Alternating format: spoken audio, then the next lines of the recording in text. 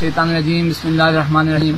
मैं सबसे पहले कायदे जाफरी पाकिस्तान हुज्जतुल इस्लाम वल मुस्लिमीन अल्लामा सैयद साजिद अली नकवी और अज़हरा अकेडमी कराची के चेयरमैन अल्लामा डॉक्टर शब्बीर हसन मैसनी का मशकूर हूँ कि जिन्होंने इन मुश्किल हालात में गिलगित बल्तिस्तान के अवाम को याद रखा और कोरोना जो पैकेज है वो तकसीम कर रहे हैं। इंशाअल्लाह कल सुबह हम तकरीबन 470-80 पीसेस यहाँ पे इनकी तरफ से हमें मौसूल हुए हैं, तो इंशाअल्लाह कल शाम तक हम इनको पहुँचा देंगे हकदारों तक।